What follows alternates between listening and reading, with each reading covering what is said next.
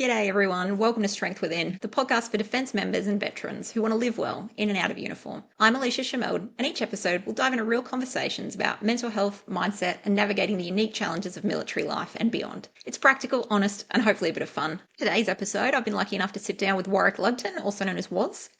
Waz is going to share his journey from a small town upbringing to meeting his goals in the military, which were to be a medic with SASR. Warwick was a member of 2 Squadron, and while this isn't the point of the podcast, we definitely do get into the complexities of morality in combat situations and how one decides what is moral behaviour. Warwick reflects on the motivations that led him to serve, the impacts of his military experiences on his identity, and the challenges of transitioning to civilian life. We also touch on the challenges that are faced by young recruits now in terms of their expectations of the organisation, and we discuss whether that could contribute to moral injury. Warwick, welcome to the show.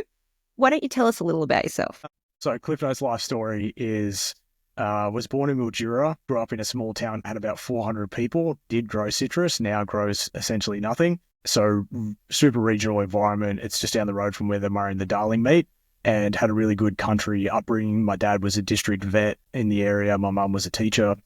And we pretty soon moved to New Zealand. I was 6 or 7, and Dad did his PhD there. 3 years later, we came back to Australia in Orange in New South Wales and did my high school years there. Parents split up during that time, and at 17, joined the army from Orange, joined as a reserve. I was on the pilot program for the direct recruiting scheme, initially run by one commando. And so got into the army through that, went to Warwick for a week before we went to Kapuka. Was surrounded by, everyone was older than me at that point, but they were all some of the most exemplary, like sort of male role models I had met, or like the army style male role model, like the thing that you think when you're 17 that like older guys should be. And then we went to Kapuka together, and then went to School of Infantry, did the 13-week regular course as it was at that time. So we're talking 2003 here, and then got injured after that. So finished that, and then we went on to the advanced training continuum or something like that, they called it, which was another 8 weeks. About halfway through that, I tore a bunch of ligaments in my knee, and then ended up at one commando, and then subsequently 1st 19th RNSWR, so like a reserve unit in Orange in New South Wales. Deployed on the first reserve deployment of Op Relex from there, and basically realised I wanted to go full-time, but not as infantry, so core transferred to medic and full-time. Had to wait about 10 months for that to occur. And so at the start of 2006, I was down at the School of Medics and was subsequently posted to Darwin from there, and was there for 6 years because I made CSM at the time of my 3rd year a bit angry with throwing an opportunity back in their face. And so I got a additional posting to Darwin, which I was super upset about. And that was actually a really depressing time in my life. So, yeah, I was really miserable whilst in Darwin. I did do a trip to Timor from there, which was good, with a 5-area Timor-Leste battle group. And had a bunch of friends from 5RR from that trip, and then subsequently was ready to get out after my 6 years in Darwin as a medic. But by that time we had a really good CSM, and she basically asked me, what could we do to keep you? And at that point, there was a guy who posted to 1 Sisby from SASR, Rob. He was a medic, and he did 2 years and then went back there. And that was the sort of 2 years preceding my 6 years, and he basically vouched for me at SASR and said, this dude's worth getting over for a trial. And my CSM sort of hit it from the 1 Sisby angle and was really supportive, and so I got over there for a 3-month trial. And during that, I went to Papua New Guinea and taught a combat medics course for a month by myself, just sort of not really knowing what I was doing. I'd been involved in other courses at 1 Sisby, whereas I had doctors and nurses actually running the courses, and so just doing that and that was with the long range recon unit, so their version of Special Forces. And so these guys had just passed their selection, and this was the first course on their Rio cycle. And I've never had students that were so appreciative of learning. And so these are all Papua New Guinean guys, all from different tribes. You know, they were all learning in their 3rd language.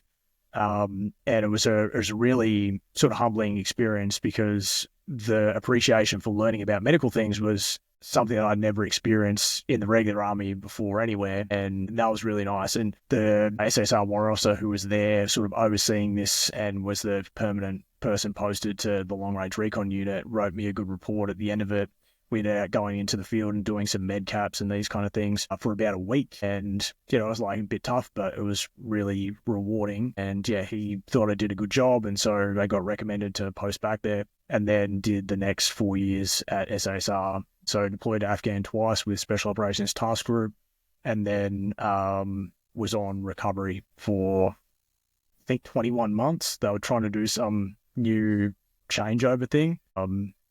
Yeah, that was intensive because there's a really short notice to move and you can't really go anywhere.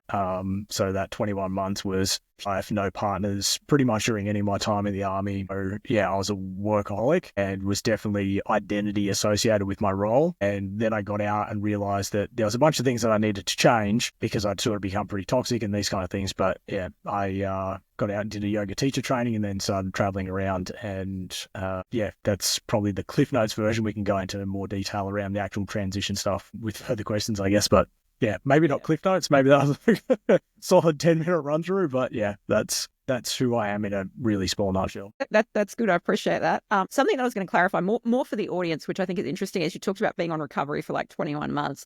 The important thing there is that role, they used to not let you be on that role for 21 months. It used to be shorter term, right? Like that was the biggest anomaly, I think, that's ever happened, right? Like I don't have a massive snapshot of unit history, right? I was there for 4 years and I was a support staff person, but I had never heard of anyone. It was always 6-month cycles before that. And I think the problem was that they were trying to solve was that whoever first got it in the new financial year basically spent all the money, and then whoever got it in the second half of like the start of the calendar year had to basically try and do it with, paupers, remainders of the budget and those kind of things. And that annoyed everyone who got it the second half of the year. And so they were trying to figure out what that system would be moving forward. And I don't really know what they landed on because we were there for a really long time.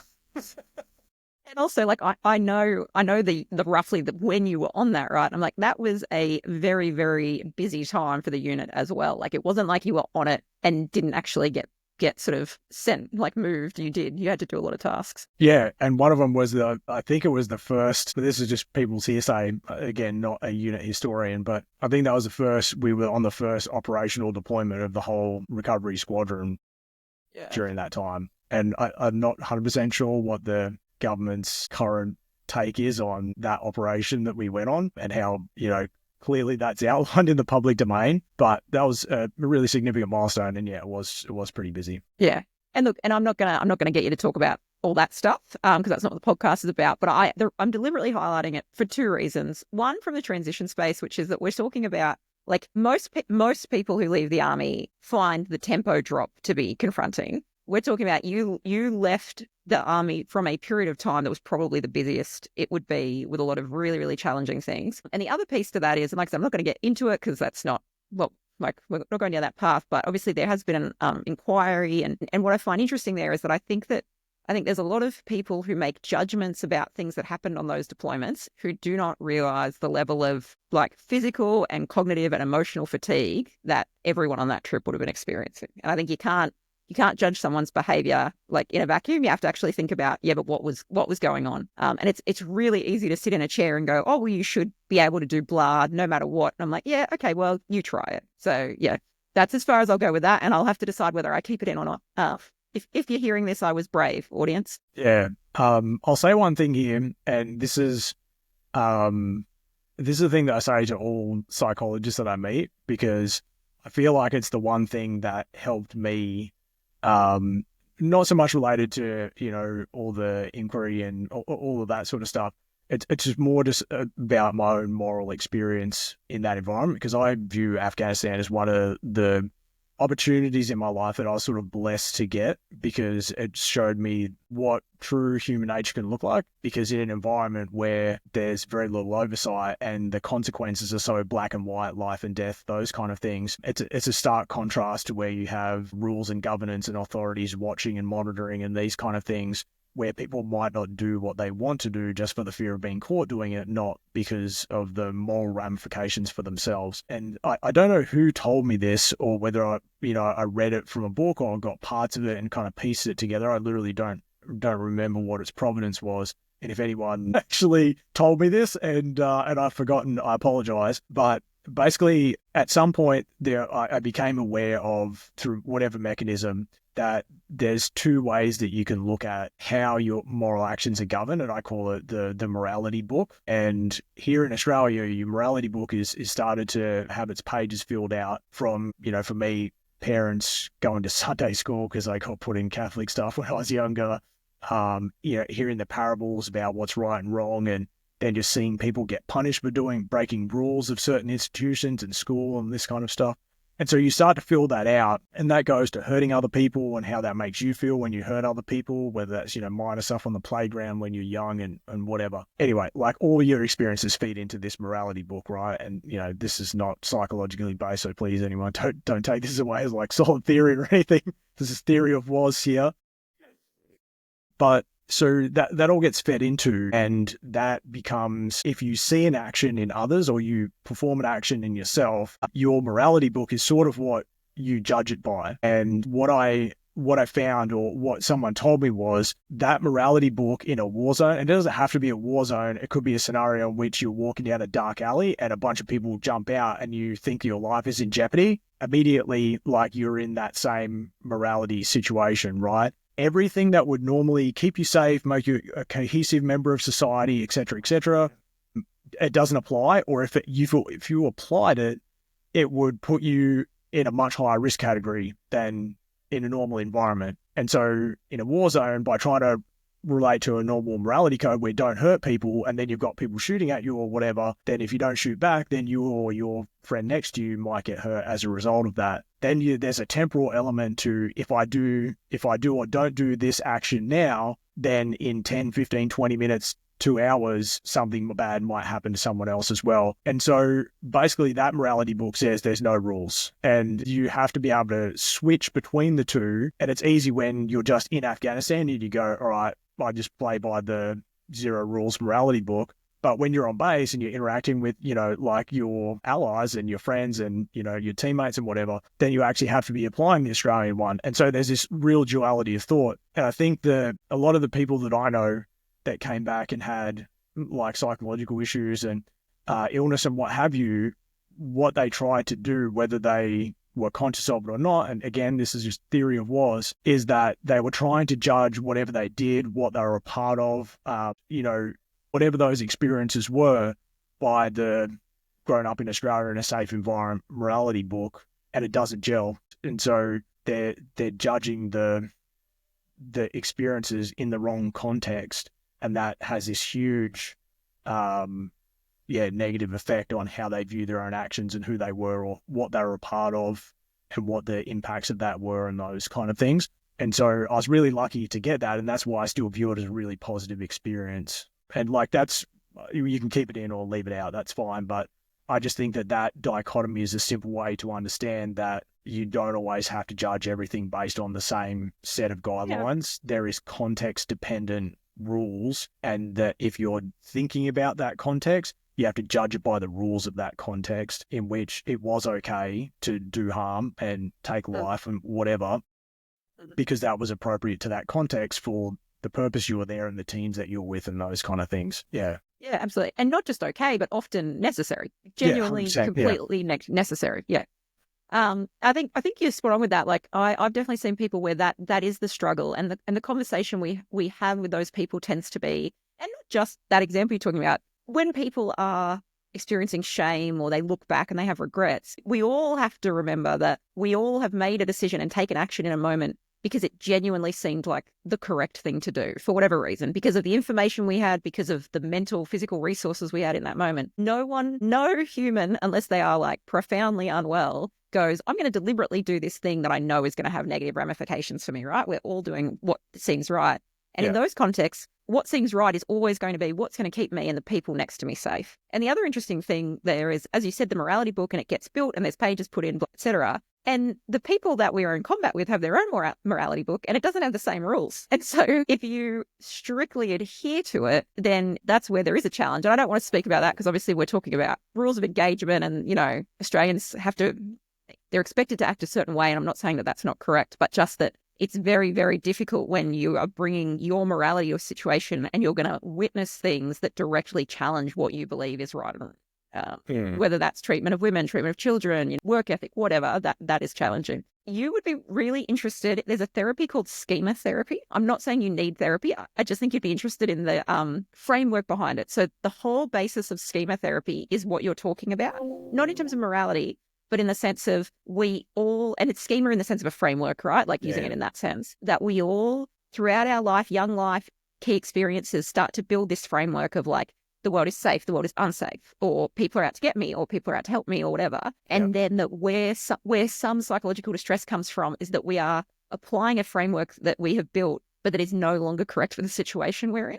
And that's where distress comes from. I actually think you'd find it interesting just from an academic perspective. Yeah, I actually have probably done a lot of consideration around that without knowing that that's a specific theory, because I would say that the schema that I developed from my young life to the time where my parents split up, that schema broke apart, and a lot of my kind of teenage angst was not being able to make sense of the world after that schema broke down. That was where I found martial arts a few years later, and it was when I was in year 11 at school, and I basically just like left school, jumped straight into doing that all the time, because I was really craving like discipline. But I think that discipline was actually a framework for how I should be acting and behaving, or I was abdicating my responsibility to make that up for myself to set rules that someone else was sort of imposing on me in a way that I agreed with at the time. And yeah, so I definitely think that there's a massive amount of validity to that. And yeah, I guess it begs the thought process, thinking about thinking here, but for anyone to question what is the framework of thought that I have around topic X, and does that actually fit within the context that I'm now in, or was that relevant to the previous context, or a context that's quite old now, and I'm trying to reapply it here in the future or the current situation? Yeah. I enjoy thinking about thinking, but I'm going to ask you direct questions now. Okay. Let's go right back to the start of your military career. What was your motivation for serving? Shooting stuff and blowing stuff up. So like I can't say it's anything different. I'd love to say it was, the passion of serving the nation. I will tell you a brief anecdote that does illustrate a little bit of bent to that direction, but really front of mind was, shooting stuff and blowing stuff up. Martial art sort of segue here. One night we were leaving the dojo, it was about 9 o'clock, and the Kiyoshi, I think his title was at the time, was pointing at the TV, and we're talking 2002 here, so lead up to Iraq invasion. And it was on the TV, and just as he was turning it off, was a story about, the build-up of forces and, what the plan was to invade and all these kinds of things. And everyone sort of caught it, because it was pretty topical, conversation point at the time. And he turns sort of around, and as we're walking out the door, he says, we'll worry about our own world, and, the rest of the world can take care of itself. And like, I don't know what it was, but, this is a 16-year-old version of me who took such a fierce degree of umbrage with that. I didn't out and out like disagree with him verbally, but I thought, man, that is a fucked up attitude towards the world that we all inhabit. And it was actually through the dojo that I met a guy. He was a captain in the army, I forget his name, and he had said, "Man, you should probably think about joining the army. You're coming up to the time when you can actually apply and what have you." And so I took his advice, because there was some degree of maybe not caring about country so much at that point. I think by that point I'd probably read some H.L. Mencken and thought that patriotism was the virtue of the vicious. I did think that I had a responsibility in the world if people were suffering or whatever, that I should be involved in trying to help in some way, shape or form. And that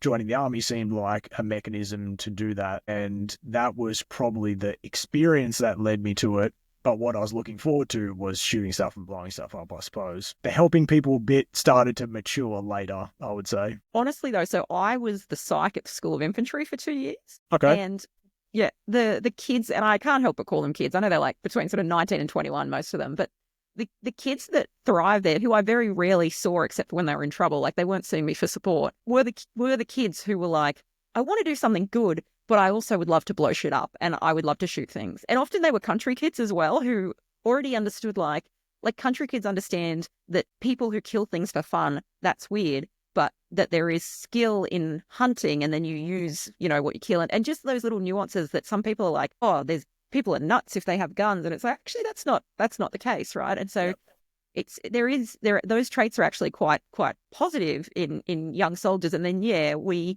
we hope they develop the desire to serve and whatnot. But often if all they want to do is have fun with their mates, but they'll listen to their secco, then that's okay too when they're quite young.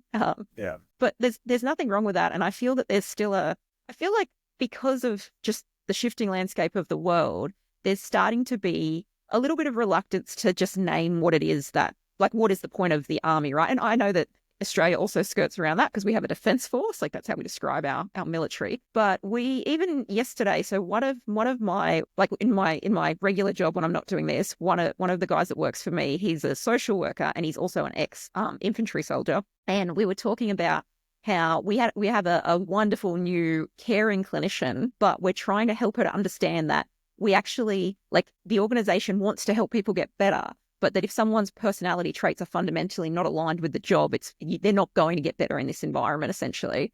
And it just cracked me up because this guy who is, to everyone there, seems this very cute, sweet sort of social worker. To me, he's like, can I just tell her that he needs to be able to shoot cunts in the face? And I was like, no. Classic. Yep. We will figure out how to say that to her in a way that is appropriate. But I was like, yes, I agree. That is what this kid ultimately needs to be able to do. And he seems to not have these traits, right? But it just cracked me up because I was like, yeah, that's like, we can talk around it all we want, but that's the job.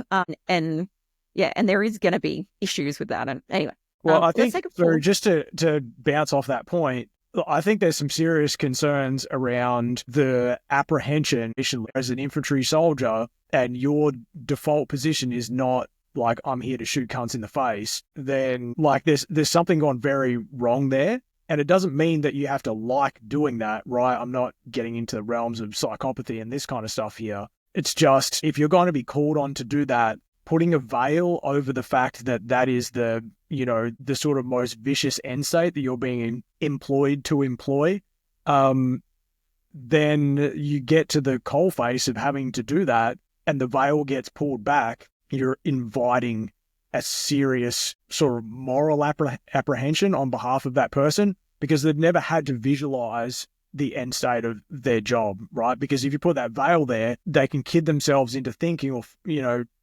remain, I guess, internally ignorant to the fact that that is the end state which they might have to achieve at some point. And if you magnify that over whole battalions and battle groups and these kind of things, the combat effectiveness, I guess, in my opinion, not that I'm some sort of general genius, but if everyone thinks that they're going to do one job and then the job that they actually have to do when they deploy is different, their ability to do that job that's different is impaired. Like, that's as logical as you can be. And I actually saw a ton of this, not necessarily in the moment, but in people's description of, their trauma and stuff coming out of Afghanistan. It was, I never knew that I'd end up seeing that, or I'd end up having to do that.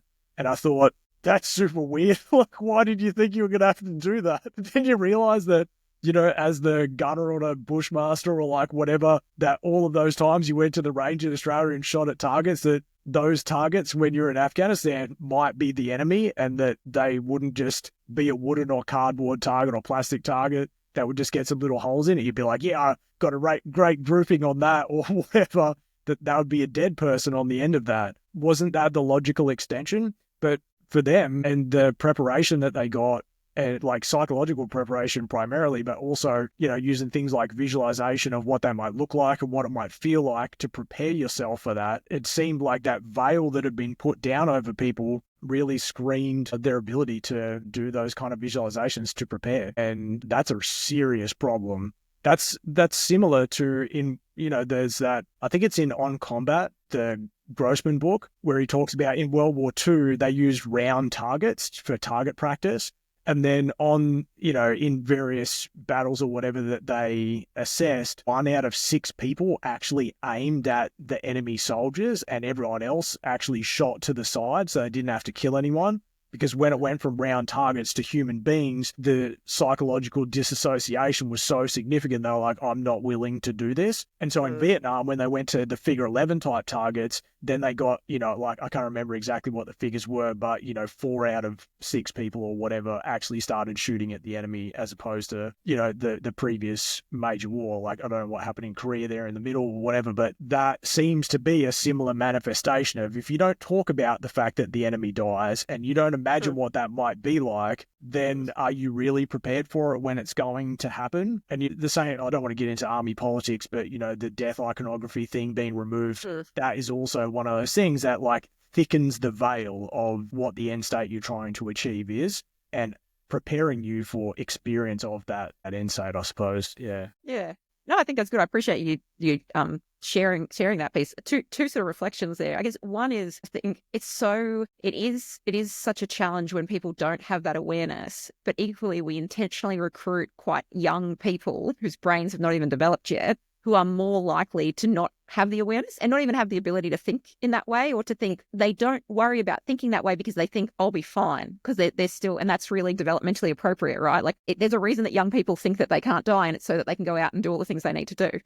And the other thought there, I was just thinking about the death iconography. And again, I'm not trying to get myself cancelled or anything. I also think it speaks to that idea that we've talked about, which is there is now this reluctance to actually talk about what is the job. Because I'm like, okay, so you don't want to let these people have a little bit of morale because they've got a Grim Reaper on there, or even, like when like Mortar's death from over the hill and all that kind of stuff. I'm like, but that's literally the job. Like, it is the job. What do you want? Like, you want them to just do it, but to pretend it's not really the job and that's not a key part. And again, we're talking, is that good from I don't know if you're aware of the concept of moral injury. I'd imagine you are. But, if you're not supported by the organization, does that put you at greater risk for moral injury? Well, yeah, we would suggest that it does.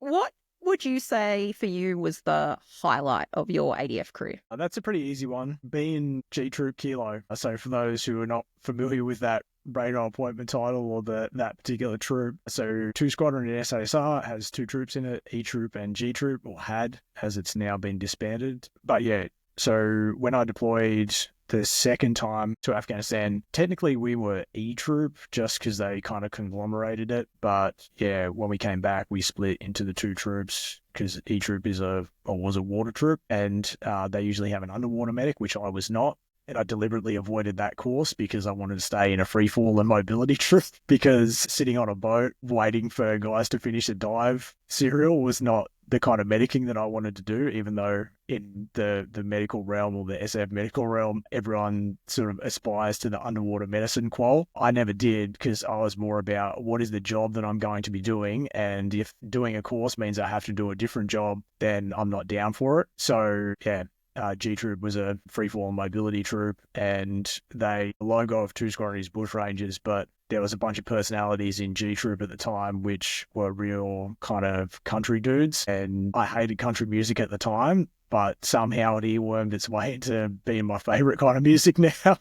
And yeah, I was proud, and mostly proud just because they got to see who I was, doing super hard PT, showing up day after day, trying to avoid making any errors, especially being a black hat in a room full of operators always. And they kept me around. Sorry, I'm going to interrupt really quickly just to explain for people who don't know. Black hat means that he's not operator qualified. So he hasn't done selection. Yeah, sorry. Yeah. So I got posted to SASR as opposed to going through selection. So there's 2 non-qualified or black hats, or there's a bunch of terms for it. Some of them not very endearing.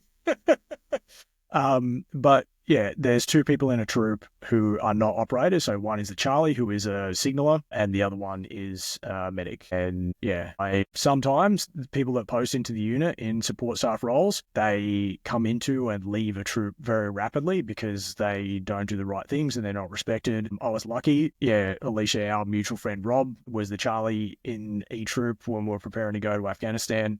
And I was very lucky to have him take me under his wing and show me the ropes, show me the kind of behaviours that were expected and respected, and know where to stand my ground and where to just, accept that operators are dominant here and don't try and fight the system and those kind of things. And yeah, I think I managed to strike that balance, or the evidence told me I struck that balance, because I remained in the troop the whole time I was there. And that's the thing that I'm most proud of about being in the army. Yeah. And I think that like you sort of said, there are some perhaps not as flattering names for those roles, but the important thing here is that you are quite right, which is that the operators really can just kick whoever out of those roles that they want in terms of how that structure works. Like, we don't like him, he doesn't do it right, he's not the right person. They will just get rid of people. So you're not going to highlight it yourself because obviously you're not a dickhead. But I'm like, if you were there for that long, you were clearly doing a very good job in a very hard environment. So it makes sense that that's something that you're really proud of. And that was also a really busy time for you guys, like we've talked about. Yeah, no, that makes sense. What would you say was the most challenging or maybe frustrating thing about serving? This is probably going to be a bit of a stab, but I'll put a bit of context around it. I would say that I don't really think that the army is great at a lot of stuff, right?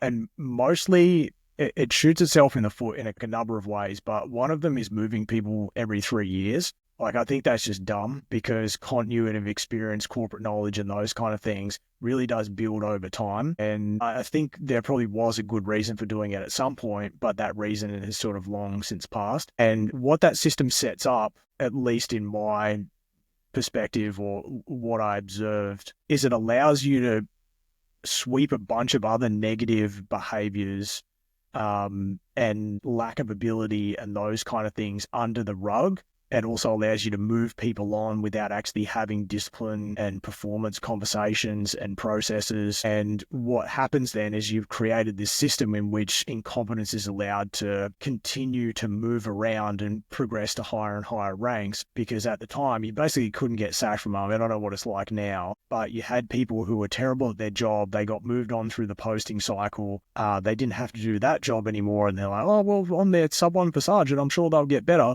And they don't. It's their ethos around performance and these kind of things.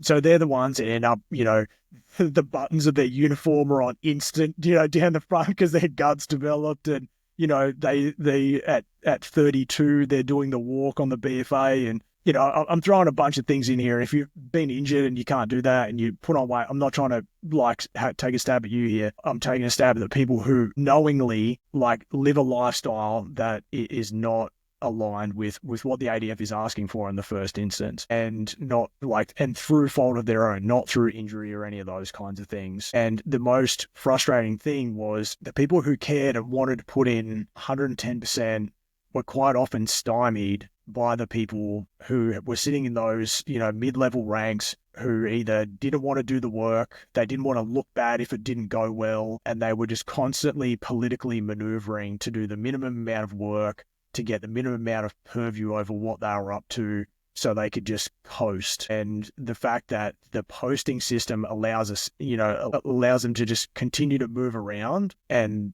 for me, that's the most frustrating thing about it. But then when I went to SASR and people, explain things and brief jobs, and, I went, everything makes total sense to me here. Like, what's the difference? And I guess the general quality of people and the ethos and all of those things is just different. And it made sense to me. And, it's just a higher concentration of good people. And it's not without, not good people like anywhere, but the concentration of them is far, far lower, and they have far smaller an impact on day-to-day work. There were still times at SASR I'm like, man, this is still the army.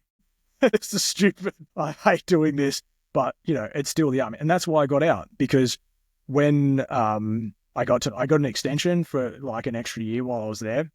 And then the scheme rep was like, you've already had one extension, you're going to a hospital unit in Brisbane. And I went, no, I'm probably not. And she went, okay, well, if you don't want to go, then put you to discharge and that'll be that.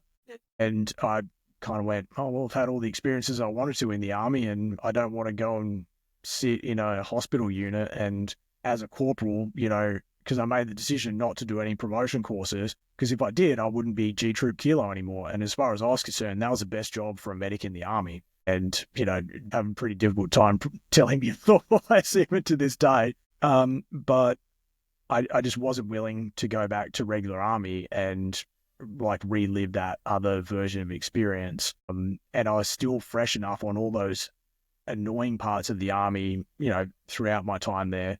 Yeah. And so when you were obviously a big driver there was that you can't continue to do the job you want to do. What kind of, like, did you use any like sort of decision-making processes about getting out, or did you just go book it and pop smoke? Like, what was your thought process? Talking 10 years ago here, I think it was a pretty immature decision-making process, if any. I basically thought, I don't want to go to that unit, and if my choices are to get out, I still had a ton of cash in the bank from my last Afghan trip and other stuff. And I went, do you know what? I'm going to spend some time with myself and re-normalize before I try and get another job. Because I think I've actually become kind of a toxic arsehole, and that's helped me survive here. But I'm like way too kind of cutthroat in my like relationships with people. Like I'd give people one try and I would help them. And the second they showed me any kind of failing, I'd be like, okay, I'm not helping you anymore. And knew that that's a very non-empathetic sort of attitude, and that if anyone didn't show what I thought was the degree of professionalism that I was showing, I wasn't going to, associate with them and what have you. And so I realized that I needed to change, and that probably wasn't going to happen immediately. And so that's why the first activity that I booked in post-discharge, which was sort of August during that last year that I was there, because it was 3 months after we came off recovery in March or May or something. And I basically put in my discharge as soon as we came off recovery. And because everyone started bomb bursting to the four winds to go and do courses that they'd put off for 2 years and all this kind of stuff that they couldn't. And so the squadron was sort of dissipating anyway. And I thought, I'm not going to like ride it until the wheels fall off. Now's as good a time as any. And whilst there are some people still around, I'd rather leave and say goodbye and kind of cap that off. That's why I booked in to do a yoga teacher training in Bali and basically have a completely different kind of experience than what I'd been living for, the last 4 years at that point. Yeah. And look, I guess to reflect that back, and in terms of the language that you've used before of your morality book, I'm like, I know you said, oh, it was an immature decision, but I'm like, yeah, then you very rapidly went, oh, my morality book has these pages that maybe don't fit what I need now, and I need a bit of time to kind of write some new pages and put them in the book. Like, that's what I'm hearing there. I'm like, yeah, like maybe you like went out, but I'm like, is it an immature decision to go, they want me to do a job that I will not value and I won't enjoy, therefore I will leave? I'm like, that's a pretty mature decision, really. Like, he hasn't fully thought through, and then what?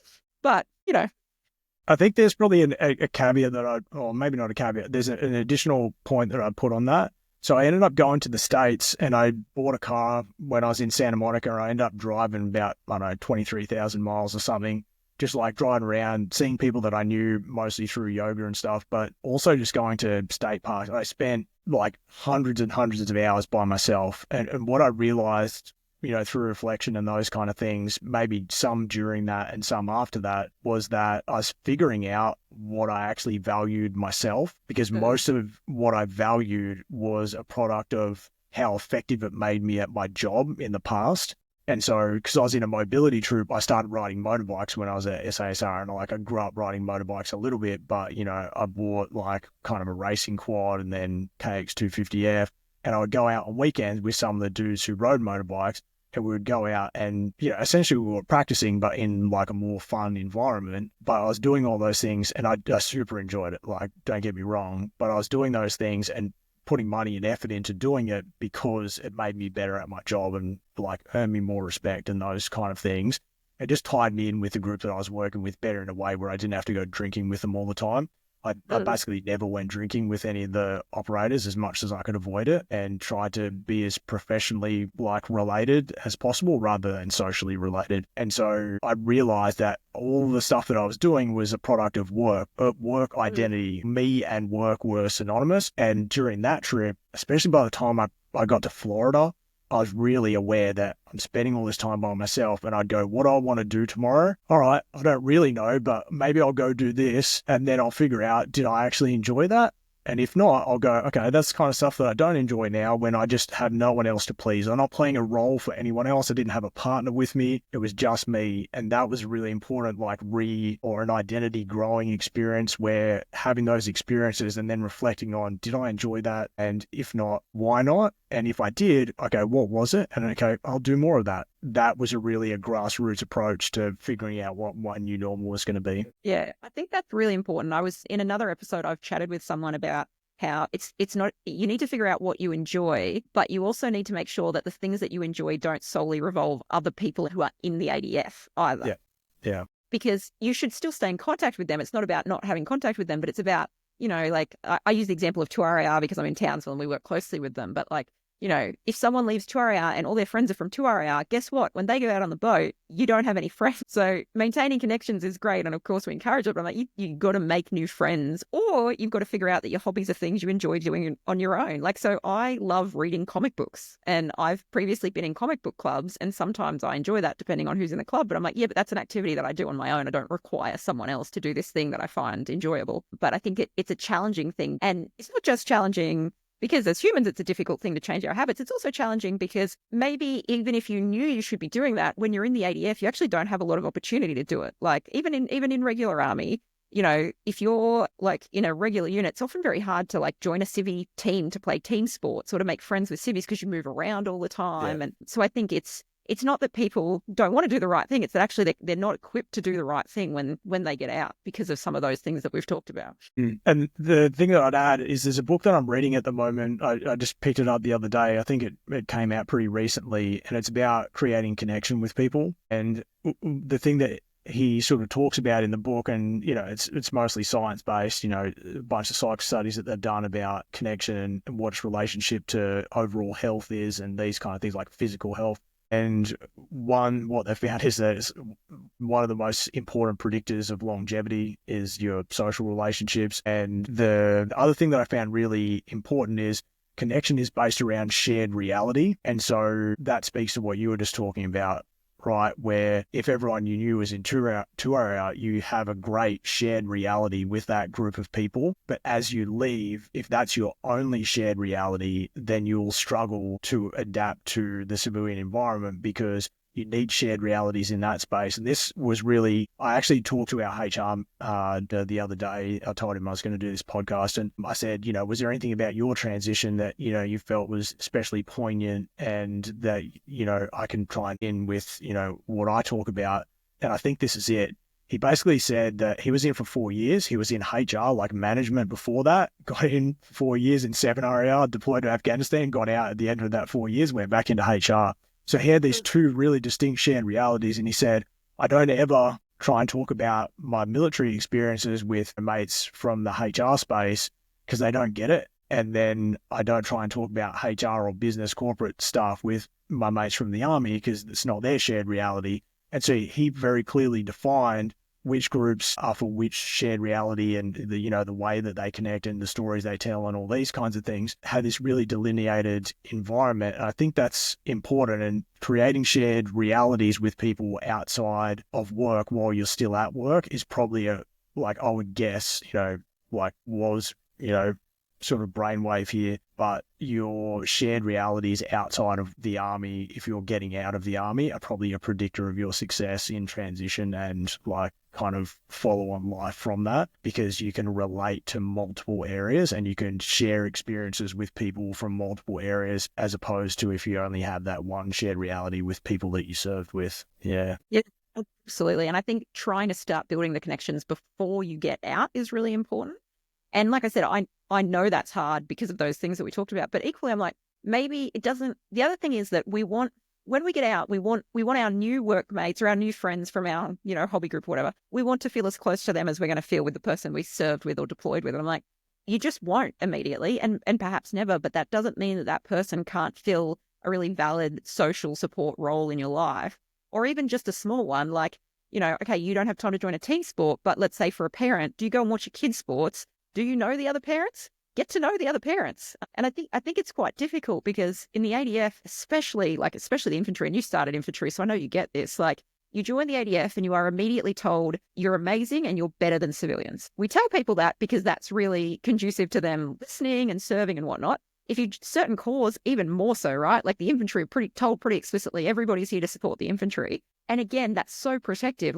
You can't do the things you need to do, the hard stuff, the shit jobs, if you don't have this really strong sense that this is what makes me better. But the problem is then if you then use that to go, and therefore these people have no value to me and I shouldn't talk to them, it's not a great way to be a healthy human in the world. But it's also a really great way that when you leave and you go, I don't do that anymore, what does that mean? It's very challenging. And so just being open to the idea that people bring value to your life and to the world in different ways that you may not be expecting, I think is really important. I think I have not made a connection, a really important connection that you just made for me then. And so I just finished reading Carol Dweck's book, Growth Mindset, and what an amazing way to create a fixed mindset in a massive group of people is to tell them all they're more special than everyone else, even within the same organization. And so you're not only creating this identity disassociation. So like if you're doing it, you're in and you're special. And as soon as you stop doing it, you're not special anymore. But also other people haven't done it, so they're even less special than you. Thing to do to people's growth mindset when they need it most, of getting out and learning through failure and seeing it as lessons, as opposed to ego smashing, where all they see it as is, this is another chip away of how special I was and all of the negative stuff that comes with that. So yeah, that's an amazing insight. Yeah, I had not made that connection. I have a story that I think reflects this really well. This is from many, many years ago, but I still won't say the person's name because I'm going to make him look like a fuckhead. I'd argue that his own actions are what make him look like a fuckhead. But anyway, so I obviously was a psychology soldier first. So I was a psych examiner, and then I became a psych officer. So when I was a very junior psych officer, I was a lieutenant. The lieutenant, like I was speaking to another lieutenant, friend of a friend, and he was a very, very confident guy. And I didn't know him well enough to know whether that was confident that was consistent with his competency or not, which we would say is arrogance. But he said, I know that I'm in the top 6% of the population, or something to that effect. And I was like, okay. And already my little science practitioner brain is like, wake up. In what parameters? How do you know this? Like, it's very confusing. So I was like, talk me through your reasoning. And his reasoning was, he's an army officer, right? So his reasoning was, well, I got straight into RMC and only X percentage of people make it through recruiting at all, even for any position. And only X percent of people make it through to selection board. And only X percent of people make it to RMC. And only X percent of people graduate RMC. And so I graduated RMC and I'm still in the job. And, you know, the attrition rate is this, and therefore I'm in the top 6%. To point out to this adult, like, do you understand that there are very capable, impressive people in the world who never even tried to apply for the army? And it's that mindset where I'm like, this has actually served him super well because he's a young platoon commander. He needs to be really full of himself. This is helping him, right? The interesting thing is he wasn't even infantry. I'm like, I assume if he was infantry, he's top 1%. But it serves him, right? It's serving him in that moment. And so I'm not saying that this is not a good way to achieve this outcome, because in the short term, it's a great way to achieve this outcome. But as you say, we're setting people up to struggle when they get out if we don't start to ease into actually pulling this mindset apart. As you told me that story, I imagined some of the least impressive lieutenants I've ever met and just putting those two in a room together and saying, you guys should have a conversation and realize that you're the same percentage of awesomeness of humanity, and just watch his whole perception just drain out. All right. For everyone listening at home, we've just had a completely politically inappropriate conversation that will never go to air. So just know that you've missed out on that. All right. What was it like? So you did your yoga course, and then sort of offline, we talked about that you maybe thought that it'd be easier to find jobs than it was. Can we talk a bit more about that? Yeah, for sure. Exit SASR 2 weeks later, I'm in Bali on a yoga teacher training, and it's 21 days. And I was the only dude. Pretty much everyone else except the lead facilitator and the lead instructor were women. And coming from SSR as a massively male-dominated environment, it was kind of what I hoped it would be. It was confronting. It was peace, love, and moonbeams, and just complete opposite polarizing experience to what I'd just been living for a while. And it was actually one of the most positive experiences that I've ever had, because everyone was super accepting of me coming from this very different background, because it's not just me dealing with their difference, it's them dealing with my difference as well. And they were all super accepting of it. And it was powerful and was really positive. And naturally, I also met, a young lady who I was enamored with. And so after the course, we toured around Bali for a little bit, and it was, this, burgeoning holiday romance type situation. And that sort of led me to want to go back again. And so a couple of months later, I went back and assisted on a 500-hour teacher training.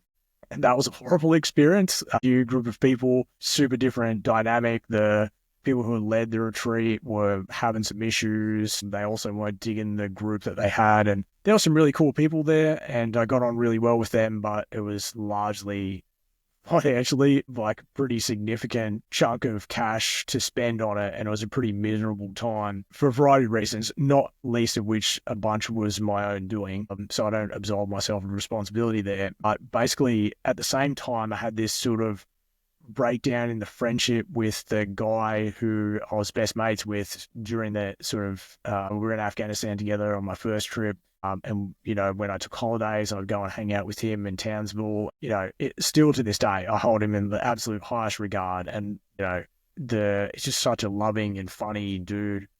But you know, when I was getting out, I went, oh, I don't know where I'm going to live. Don't know what I'm going to do. He goes, oh, just come stay with us. And so I did, foolishly, not really having a plan that followed on from that. And again, our shared reality was different from the shared reality that I had with his wife, even though he had a really good relationship and they had a young son, and like I was kind of this third wheel to their life. And while I was kind of flying in and out, it was tolerable for him. But when I came back, or sort of in anticipation of going away the second time, I'd kind of overstayed my welcome at that point. And he sort of, you know, while we're outside working on something, he was like, you know, well, I'm going to move down to Coffs Harbour, you know, would you be able to find your own place and all these kinds of things? And I just like wasn't ready to hear that. And it like, yeah, it felt like I was being kind of cast aside, like, you know, I wasn't valuable, and that kind of fit with the hits of, you know, losing my identity from and what have you. And subsequently, you know, just as an aside, we tried to sort of meet again at different points, and I saw him at a few different sort of functions, and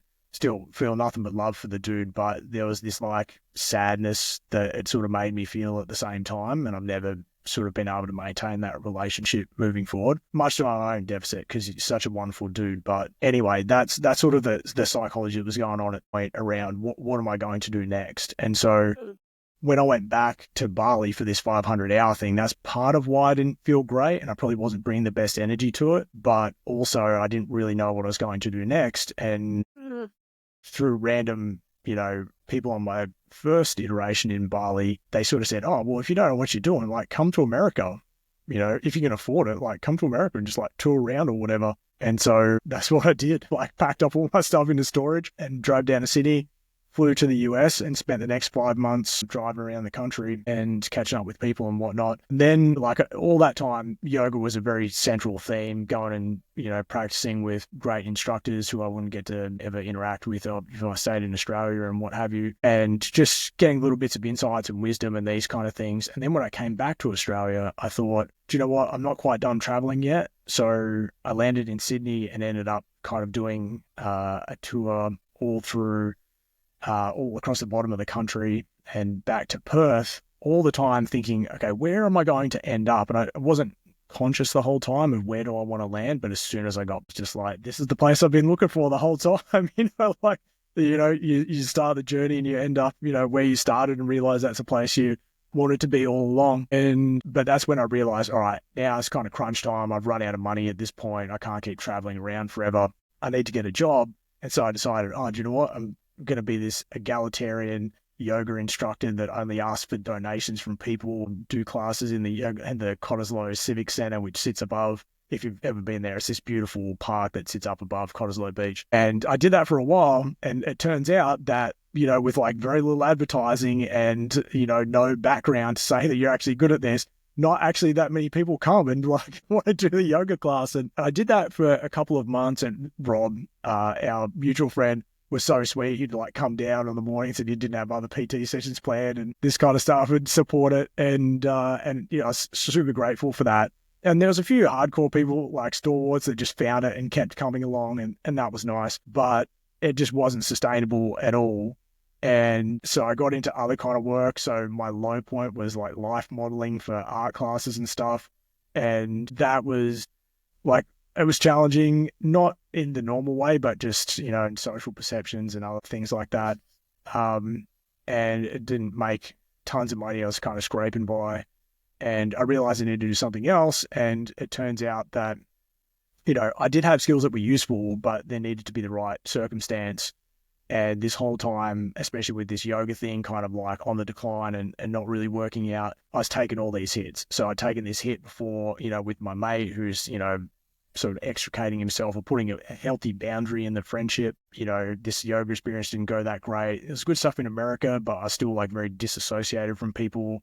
The yoga thing didn't really work out. I wasn't really happy with the life modeling thing. And I'm like, none of this is, my core professional strengths are not being hit here. And then, one day I get a call from my mate Tom, and Tom says, who's working for a first aid and other kind of medical training company in Melbourne, hey, I need you to, if you've got time, I know you got time, like come over to Melbourne. We've got this Victoria Police contract and we don't have the instructors for it. Can you help us out for a month? I was like, yeah, cool, man. So I flew over to Melbourne and, they like put me up while I was instructing and what have you. And I went around and taught all these courses. And I realized, like, you know what? Actually, after, teaching people in the army and teaching a bunch of operators, on PAFA courses and research and stuff, like, actually, you have a pretty good handle on this. And I'm reasonably confident about the material. And a job came up for a training coordinator there. And that was really the first point, which I hoped that this was going to be like my new normal. Now, I was in a relationship with someone in Perth by this time, and they were not happy at all that I basically accepted this job without much of a conversation around it. And so after that month, I flew back to Perth, started sorting stuff out. She was doing a grad cert at the time. She wanted to stay there. She was doing it through Murdoch and wanted to stay local. And so I basically moved to Melbourne and rented a place and started this job. And I did that for about the next 3 years. And that was really where I start to find my footing again. But it was a corporate environment and none of the corporate aspects of it spoke to my values. And I kind of just gritted my teeth and bared it. And there was a bunch of stuff in coordinating the staff, and they sort of progressively lost privileges and, just like benefits around working in different parts of the business. It just progressively got worse and worse until we hit COVID. And then, we transferred a bunch of lesson content and this kind of stuff. And then everyone basically got put on like 1 day a week and these kind of things. And I was already a member of Team Rubicon at this point. So Team Rubicon is a thing that will feature heavily in like moving forward in my professional time. And that's, we rebranded 2020 and became Disaster Relief Australia. And that's where I still work to this day. And so I kind of had my fill of working in this corporate environment. And I never really fit. And that's literally what the manager director said to me as I was saying goodbye. It's like, we never really quite fit together, did we? And I remember plenty of things about that place fondly, but it was not for me. And that's, when I started working as a training coordinator and soon after the training manager at DRA, so Disaster Relief Australia, that was where I felt what I felt when I was in the army, that I have a purpose, that my skill set is valued, and that I'm able to turn it towards something that's a benefit for others. And I work with a bunch of like-minded people on that. No one here is here to get rich. We're all here to serve others. And that was probably the turning point for me after a couple of years of taking hits and not really knowing where my place was and not feeling great about what I was doing or fulfilling my potential, I suppose. Thank you so much for sharing all that. Because like some of what you said, it's hard to be vulnerable and go, oh, actually this bit was tricky, or this bit, I know maybe I didn't do a certain thing. But if I can reflect it, I want to kind of just reflect it back more generally in the sense of what we can learn from some of the stuff that you said there. Especially I'm thinking in the context of, because I'm conscious that when you left the ADF, you had a big chunk of money because you'd been on the trips that you had been on, you hadn't been able to spend money functionally, like as you were earning it. And so I think that, like, I don't want someone to hear this and go, well, I can't go to Bali and be a yoga instructor and I can't go to the US. It's like, it's actually not about that. The key thing that you did was take a step back and go, what do I actually want to do? And be willing to try different things and actively reflect after you're doing things and going, oh, does this feel good or does this not feel good? And do these people align with me or do they not? But you took the opportunity to do that. And then the other thing that I think is really interesting is that you then got that job through someone you knew, which again, this is why we talk about building social connections. Like, the parents at school can be the people that tell you a job's going kind of thing. But also, it sounds like you were like, yeah, this looks good because of this, this, and this. And then over time, you're able to actually, this still isn't kind of meeting my values, scratching that itch. And then you move somewhere else. And I think it's really important to highlight that because it's like, yeah, actually, people maybe won't get the job 1 or 2 years out of the ADF that will meet that need. And it's just really important for people to remember, like, just because you haven't yet found the thing that aligns with the values and makes you feel good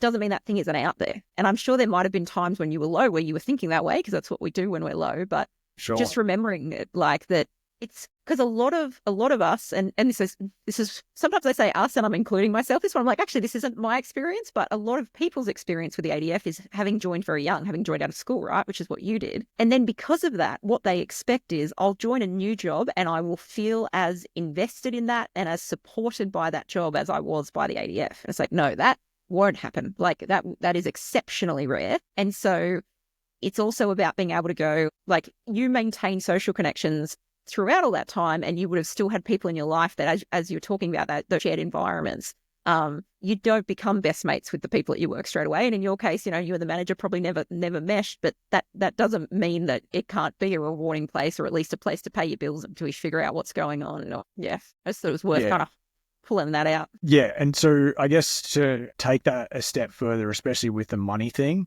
so I'd probably make the argument, and I'm not trying to pitch, you know, joining DRA as a volunteer here, but that you don't have to pay any money for volunteering, and it's a ready-made social network, and you can slot into that and potentially find the groups that are most synonymous with you. Now, if you happen to be a veteran, being careful about your decision. Do you want to be around just other veterans, which can potentially have that same shared reality element to it, which might inhibit your transition into, you know, the civilian sort of space? Or do you want it to be mixed, which is sort of what DRA is? So we have emergency services specialists, we have some civilians, and we have veterans.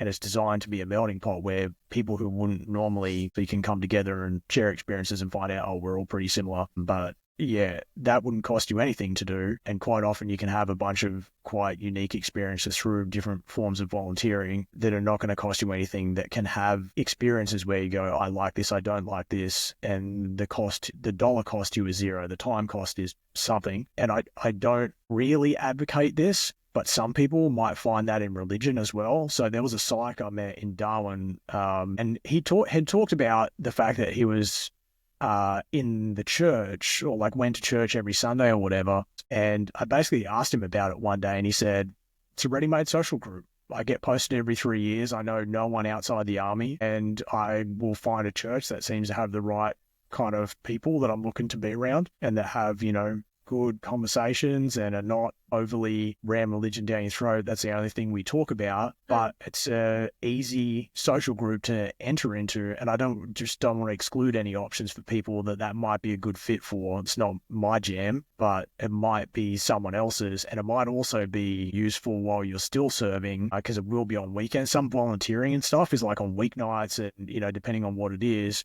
on weekends, or like you have to take leave for it or whatever. But, you know, a religious group of some kind might just be Sunday mornings, which is a bit more accessible, and that's your, you know, different reality. So yeah, there's a bunch of different options that don't really cost you anything, that you can get a bunch of the experiences that are sort of analogous, I guess, to what I had, without having to go to America or like whatever. Yeah.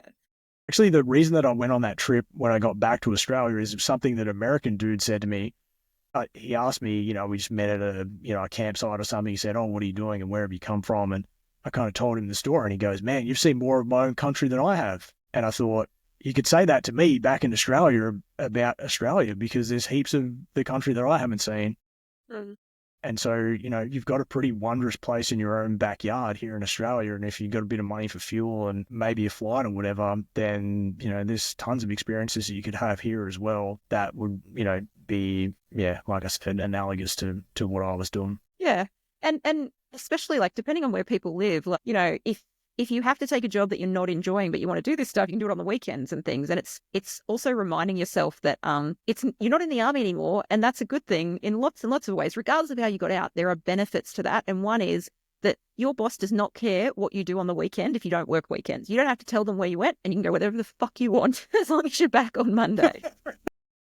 But in terms of that church thing, I think that's interesting. There's actually research behind this, which is that people who have a community space that meets regularly, that aligns with their values, and where they feel safe, they have better mental health outcomes. And so when they do that study, churches are absolutely one of those churches, synagogues, mosques, like, temples, like it's not about the religion, it's about whether it aligns with you. But also things like, there's a reason that a lot of veterans get into CrossFit, and some of it is because of that stuff. It's this little ready-made community where people are welcoming, and or hobbies, or like men's shed and going and doing stuff. And again, you can figure out things that don't have to cost money. And often when I have clients that are transitioning out, they'll sort of say like, I'm so worried I'm going to be a shelf stacker at Woolworths. And I'm like, I doubt you'll be a shelf stacker at Woolworths, but let's say you were a shelf stacker at Woolworths for a little while you figured things out. Like that would there's benefits to that job of you're going to get paid. You're not going to have to be stressed about it when you're not there, and you get to do what you want. Like, am I saying that we should all aspire to that? No, but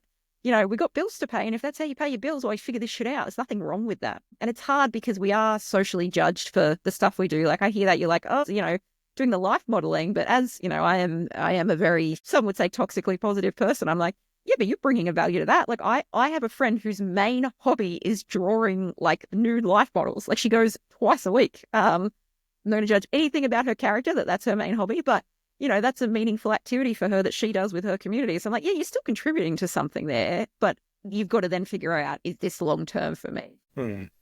Yeah. I remember when I was getting out, and a bunch of the senior operators or PCs or whoever, they were like, what are you going to do when you get out? And most of those kind of questions, they're just like wanting to either, always probing. There's never a straightforward reason behind it. And so sometimes I just answer really glibly to see what they would say. And so I remember this dude, Sully, who I had the greatest respect for and was one of the first guys. He was a senior operator. I think he was the 2IC of his patrol, and he was looked up to by everyone, right? And he was the first dude that came up to me when I came into the troop and was like, hey, your gear, you probably need to do this and you probably need to do that. And whatever, just give me that quiet word, like you're not doing what everyone else is doing, and here's why you should be doing it the way I'm telling you.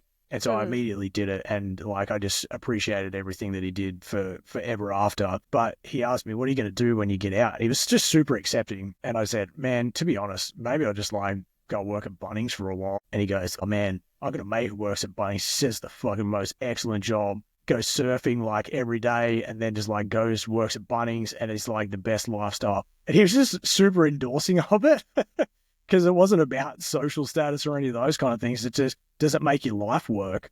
So when I had accepting people around and things like that, and I never ended up working at Bunnings, I still probably like love to work there. But the idea was not necessarily like poo-pooed by anyone. Yeah. And I said a lot like ruder things to different people about the kind of jobs that I was going to do just to get a reaction out of them. But it was never that I was going to, like what I do now, like I'm the director of leadership development and organizational culture. It was never that. It's a very recent development. Yeah, most of the people in that environment didn't really care about the status associated with the job. They were just like, what is it going to do for your lifestyle? Yeah. And that was, I got a lot of sort of confidence and strength out of that. And it probably also let me go down the road a little bit further, leaning into the identity transition rather than trying to find a job and be worried about what that job was and those kind of things. So.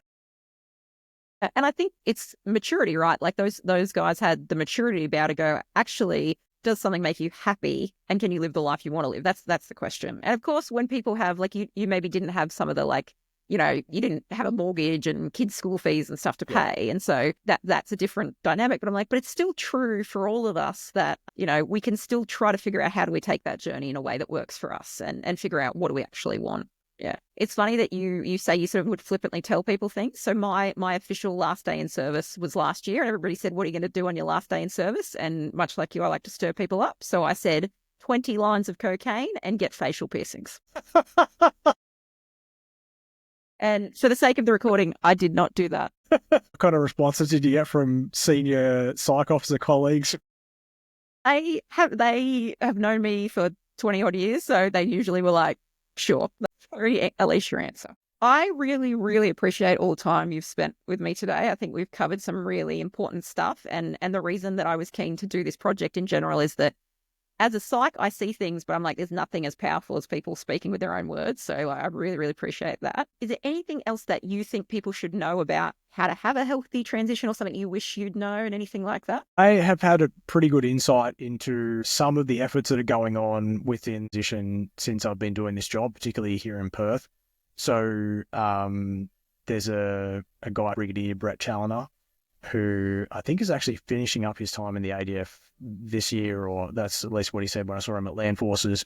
But he was the Brigade Commander 13 Brigade, which is kind of close to Swanbourne where SASR is. And since I came over here, so we are sort of in this pseudo veteran transition space. So DRA is veteran-led organisation, but we're not an ESO like Soldier On or Mates for Mates, that kind of thing. Our job is disaster relief as opposed to being a support mechanism for veterans when they get out, right?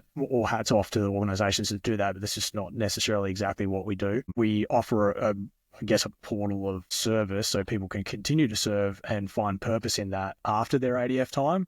But it's not the primary effort. It's a dual value proposition. We help other people, and the veterans and other people that join the organisation get benefit by helping other people. They are the agents of charity, not the recipients of it. It's a good way to describe it. So 13 Brigade has been they started the ESO Roundtable, which is where they get a whole bunch of the ex-service organisations together and just talk about the initiatives that are going on, the opportunities to get involved, and the maturation of that process has been really good to watch.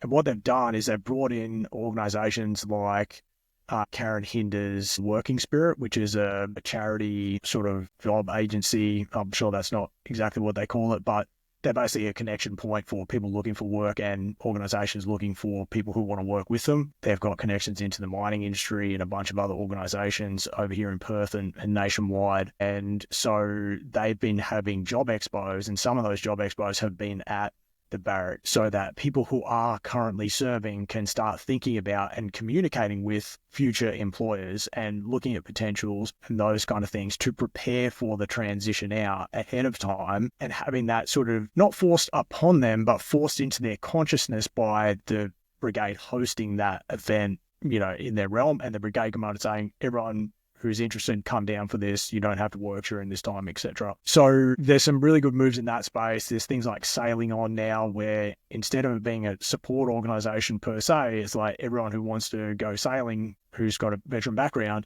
come down and we'll teach you how to sail. We do maintenance days on the boats and these kind of things. And so they're all talking, and the communication around that environment is maturing, so that if someone joins our organisation that might get a benefit from one of the other organisations, we can easily have that conversation. And I guess, so the point I'm trying to make is kind of twofold. One is that there's a bunch of ESOs that have sort of matured and got pretty well-established processes and pathways and value propositions for people from different environments who want different things. And a lot of those are talking to each other now. And also that there's this model that, within the ADF is starting to gain traction, where there's a connection point between currently serving and ESOs, making people aware of the services and support, and whether it's transition support or, like 20 years after you've already left, that those connections are way better than when I left. But even every year they get better and better.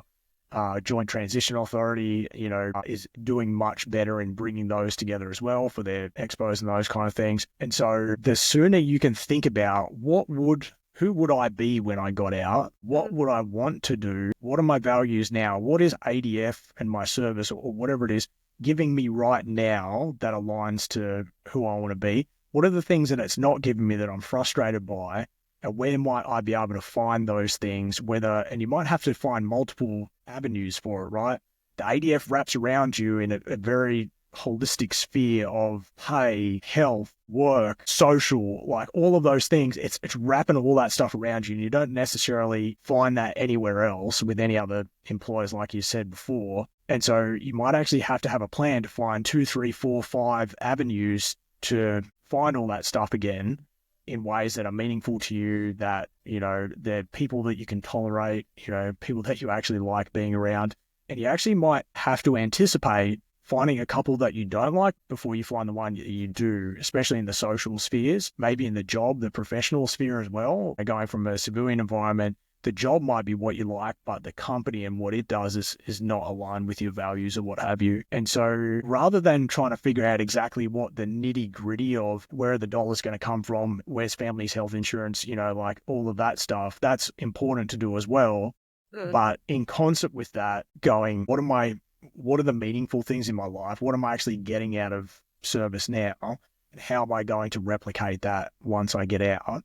And how much of that could I engage with before I take the step over the threshold and get out in this location or do it virtually or whatever that might be in order to... So I always talk about the dip after people get out. So it's a dip in quality of life when you go from your old normal being ADF service to whatever your new normal is once you're getting your needs met. There's invariably, there's very few people I've ever met that have not had that dip. But how deep that dip is depends on the preparation that you do beforehand. Now, my dip was, I don't know, not that deep. I don't think I really ended up suffering very much. Some people are in a much worse position and they get separated not on their own terms and those kind of things, and that's a very different kettle of fish. But as soon as it's looking like that might be an outcome, rather than fighting that outcome as your primary effort and only effort, you could also be looking at, okay, if this does happen, what then? And how much of that can you prepare before it doesn't it's not happening on your own terms, but people will usually be aware of it pretty significantly in advance that it's a possibility. And I guess acknowledging that possibility as a real reality and preparing for it. And I say all these things, acknowledging the lack of maturity of myself to do most of it, but I would also not advocate that people take the exact same path that I have. I'd advocate that you adapt to what other people's negative experiences have been and avoid those, just like we read Doctrine in PAMS to avoid getting wiped out in a battle or whatever. Learn from other people's experience, and that's a great thing that you're doing, Aleesha, with these podcasts, is trying to bring together a bunch of varied experiences of transition and methodologies of going through that and adapting and what it looked like and what it felt like, so that people can find something that's aligns with them and, speaks to them somewhere, and hopefully learn some of the lessons that other people have, maybe in harder ways than they need to. Yeah. I mean, and that's the thing, right? Hindsight's 2020. I think you're spot on that the ADF has actually made huge improvements in supporting transition, massive improvements in the health space, in admin and everything. And some people, and this is where I'm speaking about myself, maybe go, I'm not going to be someone that struggles with transition for whatever reason. In my case, it was like, I have a job to go straight into. That would be the thing that would bother me. And it's a job that I know that aligns with my values. This will be right. Didn't take advantage of that. And then in the next 2 years, found these little dips and these little gaps that I didn't know existed, and was like, oh, perhaps I should have gone to that transition seminar. Perhaps I should have got that funding for the extra training. Or so, yeah, I think there's a lot of stuff out there, and it all ties into what we talked about around the building the connections as well. Of this is, as you said, DRA actually, if someone kind of is looking for something and you guys aren't that, you have connections to other places. And I think just we all in defence get very used to being babied, because the organisation babies us in terms of, this is when your appointment is, this is where you turn up, blah, blah, blah. When you're starting to transition out, as you said, even if it's not your choice, some of your attention now needs to be on, how do I make this work for me? This has now become my responsibility to take care of myself. How am I best going to do that? So, yeah. Can I just add one more thing that you could probably speak to this better, but ADF also, in that sphere of wraparound, enforces discipline, right? It's got its own military law system that will smack you in the ass if you're not doing what it tells you. And you don't have that once you get out, right? So some people find it easy to maintain discipline. Other people, like I'll give the example, physical or PT discipline, right? So many people I've seen in the army, you're getting paid to do PT at 7:30 every morning. Like, people stay fit, they get out and they immediately blow out, put 20 kilos on. That, yep, heaps of people have injuries and stuff like that, but somehow you're maintaining it while you're in. And also, when you do an identity shift, very much more, I would say, like, at least in my experience, what you see in the mirror every day hits harder than, your theoretical thinking about your role in society and your professional time and all this kind of stuff. If you have to have a shower and you walk past a mirror every day, and every day that image is less and less to your liking, right, there's some serious psychological stuff that can cross over into a bunch of other realms that can have an impact, not for the positive. And so I would say that figuring out how you're going to maintain discipline, especially as it relates to physical activity. Now, if you've got injuries and stuff like that, it's harder. If it's, you have to get a membership to a pool rather than a gym or like whatever it happens to be. And also changing your relationship to that physical activity, right? Because most of the time I was in the army and you just had to rock up and do whatever PT was there. It's the same sort of thing. Like, do I like doing that kind of PT? Is it actually good for me, et cetera, et cetera? You get to choose. Yeah, that's such a great point, because it is absolutely a thing that impacts a lot of people for so many reasons. One is like, it's just simply that some people are not conscious of the fact of how much training that they've been doing previously. And so they think they're maintaining it. Then you'll actually know you used to do a pack march 3 times a week. You're not doing that. And so if you keep eating the same, you will gain weight. And so it is about like figuring out, as exactly as you said, of what do you actually enjoy and what are you going to do to maintain the way that's good for you, and not and absolutely self-image and looking at yourself, but also because it's, again, sometimes ADF's been doing preventative health for you in ways that you don't even realize, and regular exercise is very preventative for a lot of mood dysfunctions. And so people go, I'm not training, I get more weight and I feel bad about myself, but also I feel like really low. And it's like, yeah, because the training actually was helping your mood. So it's important for mood management. But the flip side of that, of something that I also talk to people about, is if you've always been like tiny because of the training, and then you go up, but you remain healthy, maybe your new body is okay as well. Like if you're happy with it and it's not impacting your mood and it's not impacting on injuries, maybe you won't have the 6-pack that you had in Afghanistan because you were there for 9 months training the whole time. Like it's also about going, what's healthy for me now? What do I want to look like? All that kind of stuff. But no, that's absolutely like a great point. Yeah. And consistency, I would say, is, so if you used to go to the gym and, do sets of 15 heaves on the bar and do like 5 sets, a couple of times a week, consistency is way more important than like output in any one particular session, particularly when you sit on your ass in front of a computer like I do pretty much every day, and you're looking at spreadsheets and having meetings and all these kinds of things. Maybe it doesn't fit with your new life in the same way. Figuring out what that new normal looks like almost might aid that discipline as well. And I know it bumps my mood throughout the day. If I'm really dreading something, going and doing a bunch of squats, I come back to it and don't really feel the same level of anxiety about it as I might otherwise. And so that, cognitive benefit, that mood improvement from exercise, is a tactical tool that you can use, to boost confidence in the moment and those kind of things. Yeah, absolutely. And as you said, it's like, maybe it's not going to be 90 minutes, and we got to make sure people move away from all or nothing thinking. Because I'm like, is 30 minutes 3 times a week as good as the sessions we did in army? Probably not.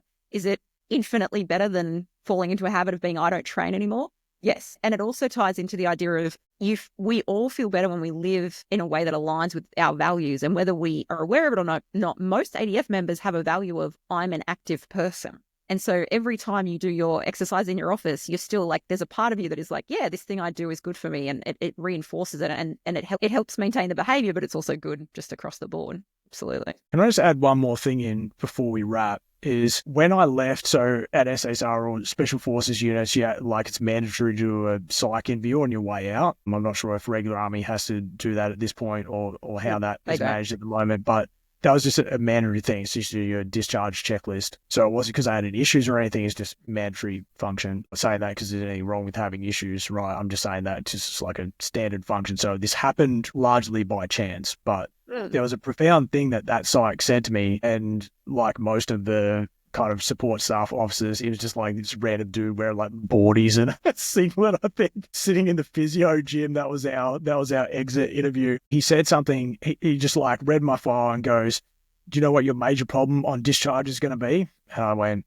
please tell me, dude, who I've met before for like 5 minutes, and thinking that he didn't know what he was talking about. And he goes, you live to work and your identity is your job, and your major challenge on discharge is going to be not replicating that in civilian life. And I thought about that a lot, and I was like, that guy doesn't know what he's fucking talking about. Turns out he knew exactly what he was talking about, and I still struggle with that now. Like, so one of the strongest values I have as a person is service, and I find it very difficult to turn that stuff off. Like as an example, so I built a leadership program within the organization. Like we won a grant to do it. Could have just paid leadership experts to come in and teach something. But I wanted to build it myself. And then subsequent iterations of that course, every weekend before that week's activities, I would spend that whole weekend updating the course. And so for a quarter of the year, I don't need weekends because I'm trying to create this product. Now, I believe in it and I value it, but I also recognize that that's a sacrifice that I don't need to be making necessarily for the work that I'm doing now. I do it because it's aligned with who I am as a person, but also there's probably a pathology in there that's like not knowing when to turn off and live life, as opposed to being overly invested in my job and by extension, the identity I have associated with being what I do for work. And so that's, I don't know how to, because I'm still doing it, so I don't know how to tell you not to do it, but it's an important thing to be aware of. And especially if you've got like family, kids, etc., it might be easier, it might be harder to turn off. I don't know. My experience has essentially been by myself for the most part, but my partner has had a big role in keeping me on an even keel, but also supporting me with the things that I want to do that try and generate value for others. She's super supportive of me of that and is proud of me for doing those things and going those extra miles. And so having that is also quite nice. So I don't have a sort of negative association with doing this extra for the benefit of others, but something to definitely watch out for if you had a really intensive role and you had really strong professional identity, personal identity. I think there's a special name for it. Dan Pronk's got a name for it. He's done some great stuff on his newsletter and stuff around these issues. Go look at his website and his monthly newsletter and those kind of things. But this identity and personal melding is potentially a slippery slope. And if you're doing it in defense, you're very likely to carry that beyond. And depending on what your life circumstances are, that could be very detrimental. And look, I think you're totally right. And I don't have like a great fix for that. And part of why I don't have a great fix is because I'm still guilty of it to this day. Like I work a full-time job that I have structured into a shorter week in order to create a free podcast with all my own money and resources because I want to serve, right? Like, and I want to serve this population. But I also have 2 kids. One of my kids has special needs and I have a serving spouse. So I'm insane is the short answer. That's pathology, I'm sure. But my solution, and I'm not saying this is the solution for everyone, but I am someone who I like to journal. I like to do a lot of self-reflection. I actively, at least sort of every couple of weeks, like look at what do I value and am I living in accordance with my values? Because I value service. I value just being of value to others. But I also equally strongly value the idea that my children grow up and be like, my mum was a good mum. She wasn't just good to the community that she served. Like my mum was there for me when she needed me. My mum tucked me into bed at night, all that. And I'm not saying that's being a good mum, but that's what I feel is right for me and my family. And you know, it's going to change depending on their ages and their needs too. They're not babies that need me the same way. And that gives me the time to do this. I think it's just being aware of that. And then when I do that, I reflect and I have to, it's challenging. Like I'll do it this week and I'll look back and go, oh, there was a lot of overtime this week and my kids didn't get, you know, the card games that we play or whatever. And then I go, right, what's the solution to that? And I know for myself, I get so into a task. I actually set reminders on my phone. So I have a reminder on my phone that goes off at like 4:20. That's like, whatever you're doing, wrap it up. And then at like 4:50, it's like, write tomorrow's to-do list and just things like that seem simple, but that's what I have to do because you've got to recognize your own. It's not a failing, right? Like it's a positive trait. It's what we like to diplomatically call an overdone strength. The drive to serve can be a very overdone strength. Oh, yeah. Yeah, I love them. That's the most diplomatic sort of personality measure. Yeah. All right. Well, thank you so much. I'm so grateful for being able to talk through this with the aim of just making transition better for serving members and helping them identify the issues that might come across that they're not even aware of ahead of time. Yeah, really speaks to your dedication and that even though you might not be in the army as a psych anymore, that you're still looking after those who are serving by to help them through their next step of their journey. Thank you. But I appreciate you, all you guys that are taking time out of your day. You're a busy guy. As you said, what's your actual title? You're a director of leadership development and organizational culture. Yeah. And I really also appreciate you telling us a little bit about what DRA does. And I hope people will actually just jump online and have a look because I think, and I don't want to, again, I'm not trying to recruit for DRA's volunteers, but I'm like, it is very, very values aligned with the stuff we're talking about, and also that there's other options, but just to get people thinking about that. So yeah, thank you so much. Thank you again, Warwick, and everyone that has been listening and watching. I just want to reiterate again that nothing that we've talked about is individual health advice. And if anything came up for you today that you are struggling with, please access the supports available to you, be that through Open Arms, your GP, or people in your community. If something landed for you today, please share it with a mate. You can follow the show, leave a review, or just come back next time for more no-nonsense, real-life chats about living well. Until then, take care of yourself, keep showing up for your mates, and remember, you're stronger than you think.